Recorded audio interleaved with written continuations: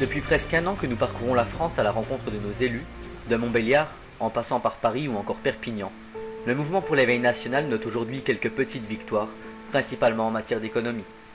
En effet, après avoir remis à 3 reprises notre plan économique de sortie de crise à Pierre Moscovici, ministre de l'économie et des finances, mais également à Arnaud Montebourg, ministre du redressement productif, lors de son meeting à Audincourt, 2 mesures phares semblent avoir été reprises. Premièrement, c'est l'attribution contractuelle des 2 subventions que monsieur le ministre du redressement productif a déposée à l'occasion de son plan de sauvetage pour le secteur automobile. Malheureusement, l'équipe du mouvement déplore des conditions d'attribution beaucoup trop floues. En somme, alors que nous proposions le remboursement intégral avec intérêt en complément d'une obligation de réorientation des employés pour toute administration délocalisant et ayant bénéficié des aides étatiques, le gouvernement de Jean-Marc Ayrault ne se contentera que d'un vulgaire coup de pouce pour l'automobile électrique, à condition que la production reste française. Une question se pose. L'automobile électrique représentant seulement 2% du parc automobile français, n'est-ce pas une lourde erreur que d'avoir négligé les 98% restants? Aussi, ce plan d'aide à l'automobile est une nouvelle déception, combien même il fallait s'y attendre. En effet, nos ouvriers ne voient rien de salvateur pour leurs emplois, bien au contraire. À quand de réelles sanctions pour toute délocalisation déloyale mise en place pour satisfaire l'affairisme constant chez le patronat? Peugeot aujourd'hui, Frali hier. Les excuses bidonnées jaillissent, les employés trinquent. Deuxièmement, alors que depuis juillet 2011 nous proposons l'effacement inconditionnel de la dette africaine, eu égard au fait de l'illégitimité de celle-ci, et après 3 rencontres avec Pierre Moscovici, ce dernier vient d'effacer 99,5% de la dette ivoirienne. Un premier pas vers la justice sociale à échelle mondiale. N'est-ce pas anormal que d'effacer une dette inconditionnellement, me direz-vous? Et vous n'avez pas tort.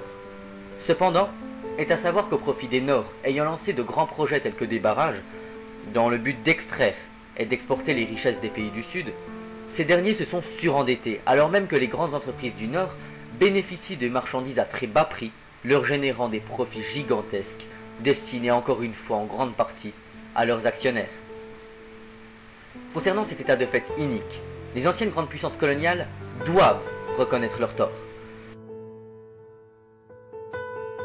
On oublie seulement une chose, c'est qu'une grande partie de l'argent qui est dans notre porte-monnaie vient précisément de l'exploitation, depuis des siècles, de l'Afrique. Pas uniquement, mais beaucoup viennent de l'exploitation de l'Afrique.